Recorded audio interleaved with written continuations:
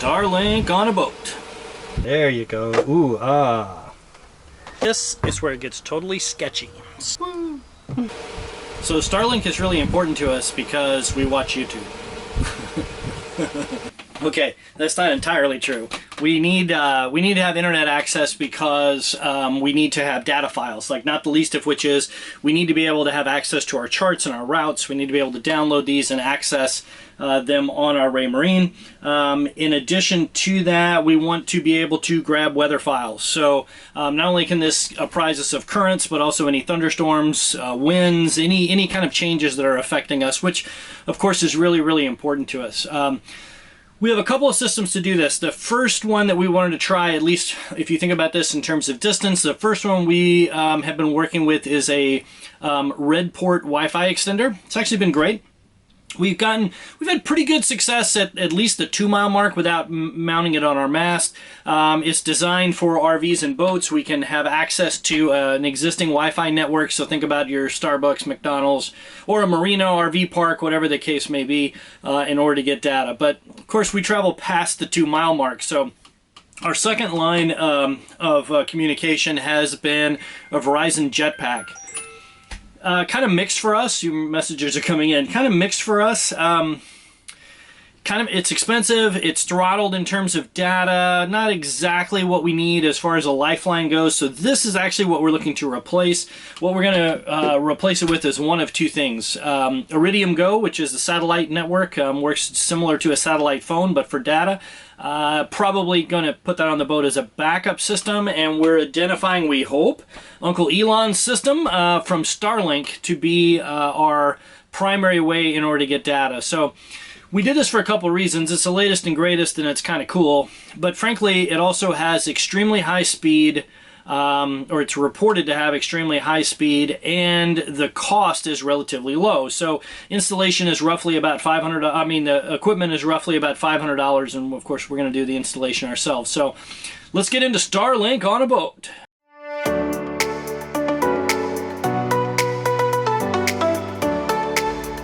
We spent decades chasing the American dream, only to realize that working more to have more wasn't exactly the dream we expected to be living.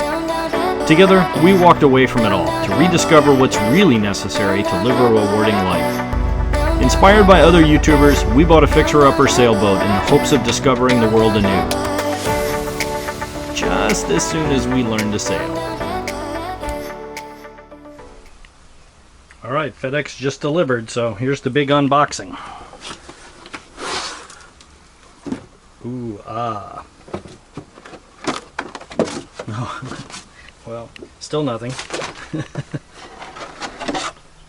There you go. Ooh, ah. So, looks like we got a tripod mount. Let me move that out of the way. And we have the actual dish, which is heavier than I was imagining.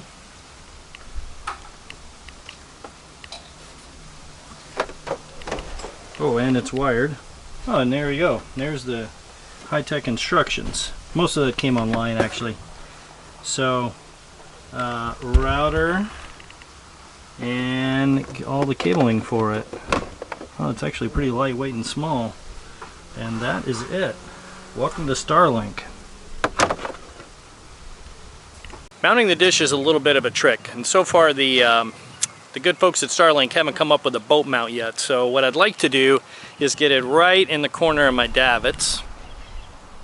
So I'm going to make something to do that, and based on kind of what I've been following, which is a Facebook group that's very creatively named Starlink on Boats, it seems like one of the best mounts is just kind of your standard Winegard J-tube mount. So that's what I'm going to try to use, or at least attempt to use. I know it's going to take a little bit of finagling, I guess, to get on there right, but I really would like it to be substantial. Well, it's not going to be substantial. How about I say this? I need more than one point of failure. So what I'm going to try to do is make a mount using a piece of starboard, a scrap piece of starboard that I have, and see if I can't fit it right into the corner of the davits and attach it first, and then we'll kind of evaluate how stable that is. So anyway, that's all part of the adventure. When we wake, hear the birds and see the sight our things are done. Oh, the good times just begun. Oh, we know what we have, let's hold on tight. So I was gonna get my cheap angle meter out. I went old school. Cut a piece of cardboard the same size as the starboard. So now I'm gonna put this in place and just mark on it as best I can, see if we can't get 2 attachment points out on our davits. Call us crazy, but things are finally right. With you and I, the future is bright. Probably have to be in the center.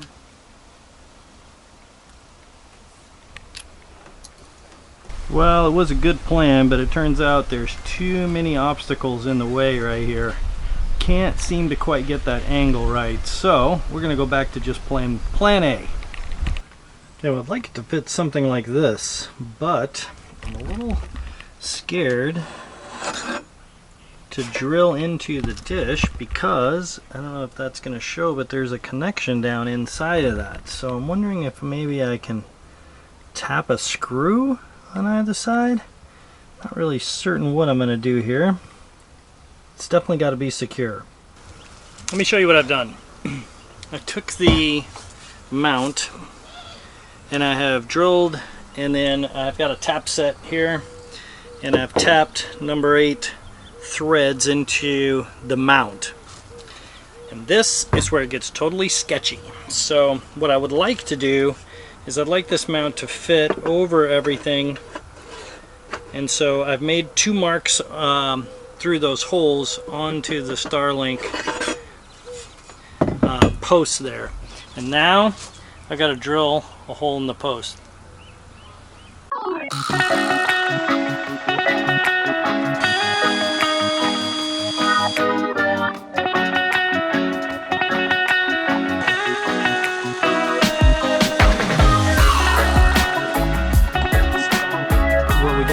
How thick this pipe is. You're gonna find out. I'm about to find out. And there's an electrical connection in there, by the way. Ah, nice. Yeah. Sure, why wouldn't there be? Sketchy shit you get to watch here. But I'm figuring I can tap this, and at the very least screw into it, right? Put a bolt. Sure. Whatever you say. Ooh, shit. It came right out.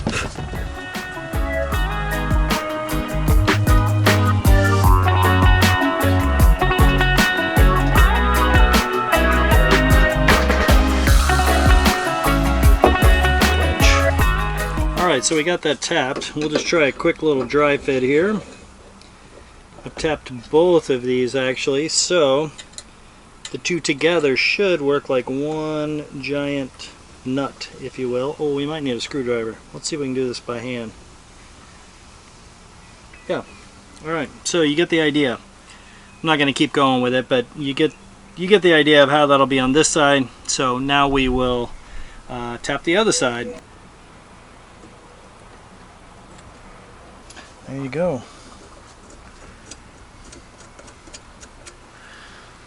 Perfect. Let's see if we can't get them attached. After calling it quits last night, I got a little restless. And I tried to install, here it's over here now, I tried to install the J-mount out on the davits, and it just wasn't ideal. I could have made it work. I would have ended up having to kind of cut a corner probably off of this, and the idea of like getting the grinder out and doing all of that, and I don't know, it just seemed like a lot. I thought maybe I would stick or would look for another option. But I'll tell you what really knocked me over the edge is out on the back over the davits, it was just a little too close to the solar panels. I'm a little bit worried about throwing shade over there. So the little dry fit here on the side, it's actually turned around right now so I can access the screws, if you can see that, but it was the end of the evening. Now I'm going to reattach this a little bit better. What I've done is taken a little bit of plumbing hose and cut that. We'll put that in place, see if we can't cinch this thing down. Have to run the wires before we can mount the dish, so that'll end up being next today. Welcome to day 2 of Starlink.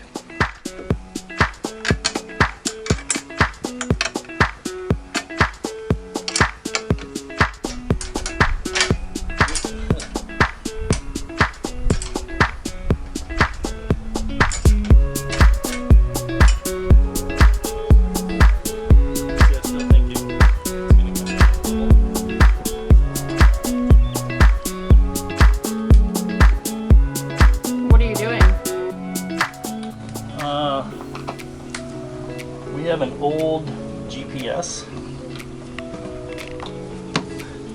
which used to be sitting here on the rail. We've replaced it with a brand new Raymarine GPS on the other side, and I want to use this clamshell and this hole penetration in order to pass the Starlink cables through. So I'm going to take the old GPS system out, which is good. We can at least, I don't know, take it to the consignment store. But I want to use the same cable pass through. So undoing clamshells, rerouting stuff. The dish now becomes secondary. We got to figure out where the router goes and how everything gets wired inside. So that's how day 2 is going to be spent. Well, I'm not going to be able to do that. Why? Can't know where the run goes.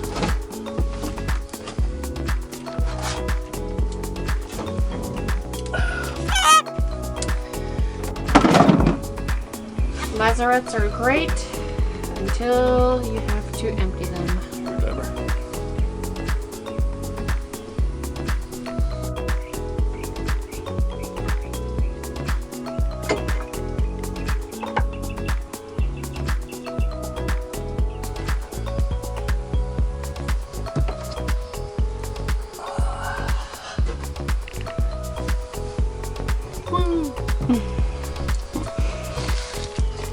Into the nav station.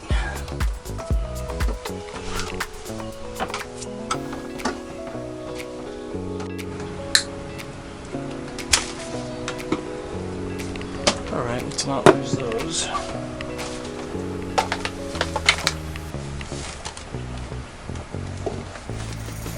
Oh, of course, it's a big, huge plug.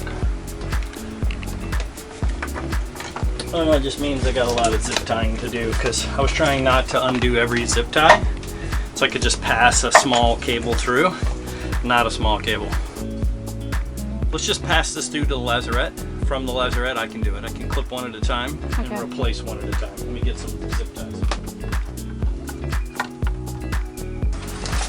Oh, wait, hold on. Okay, you can keep pulling. Now what am I doing with this big thing? You're just gonna pull it? Well, you already yanked it through the...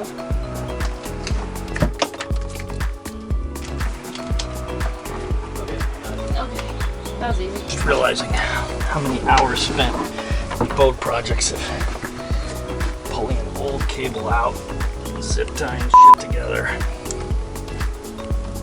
Part of the zip tie union. There we go.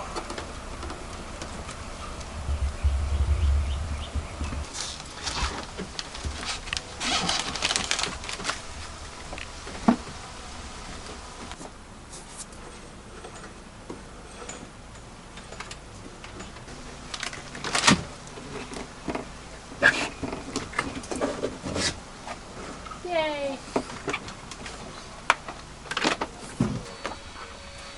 Alright, what's our next step?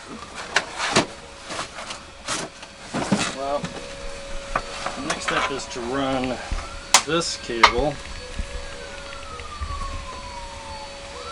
from out where the dish will be, probably wrap around back through the hole you and I just did, and then we have to run this cable back to where we think we want the router to be. And that's going to be a trick.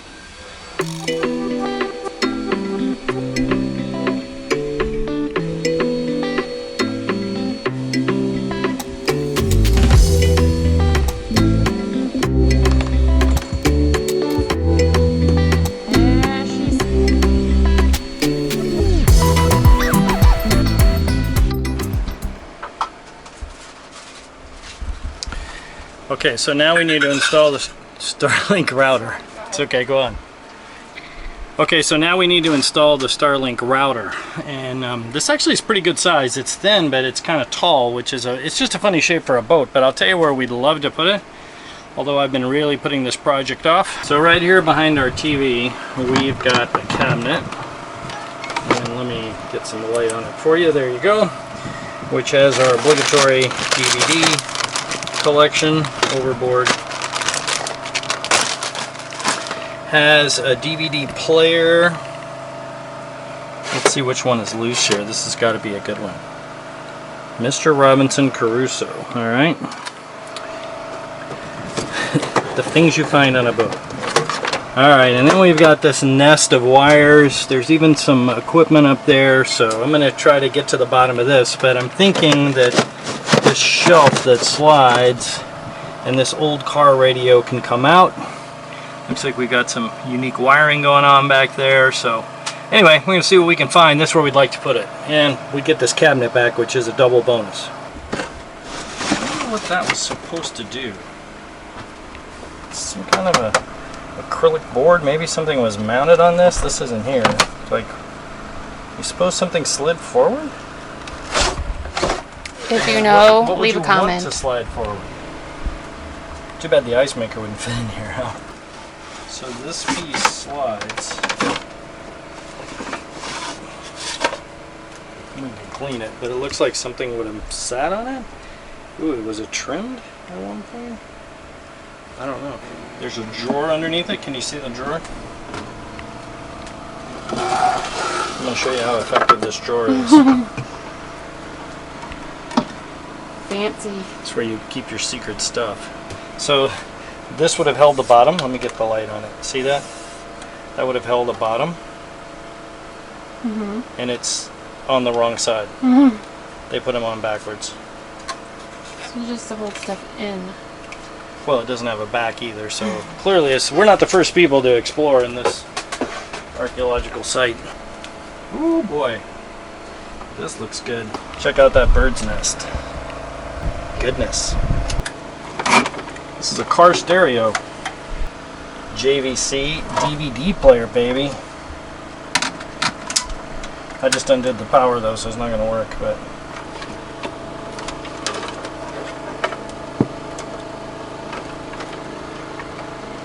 I'm not going to know what any of these wires go to.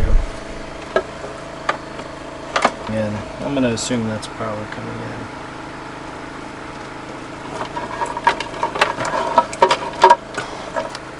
It's hard to tell. Alright, well, go get some wire cutters. What the heck is this thing? Huh. I assume that's the antenna. Okay, I'm continuing to excavate, and I have taken the drawer face off, and then the back of this cabinet, look, ooh, yuck. And kind of disappointed, it just runs straight down. Looks like we got to get to the bilge to see what comes through there. For now, what I'm going to do is zip tie these out of the way in the back, the things that I know that are unknown but look like they could be power. Oh no, anxiety creeps up on me. Is this how it's supposed to feel? Tell me when it's over, I got someplace that I gotta be. It won't leave. My friends say, get out of your comfort zone, it's a blessing in disguise. Get out of what you call home, your name is written in the sky. It might feel just like you're on your own, but baby, it's another lie. Remember, you were made. I try to work, but it doesn't work. I try to say something, but there's a word. I try to justify. I think before plugging it in, we should look at the app and see what we're supposed to be doing. Plug it in is the first thing it says. Are you ready? Okay, plug it in. Next. Open Wi-Fi settings. Seems like it should light up. Seems like it should light up. Is there a AC? We have AC outlets on? Alright, let's go back to our open Wi-Fi settings. Oh, it wants to join Starlink. Yeah, join. It's pretty easy to, I mean, you don't do anything. It kind of does its own thing. So I don't know if it, I mean, it says we're online. I guess we could, one device connected. You know, let's get into it.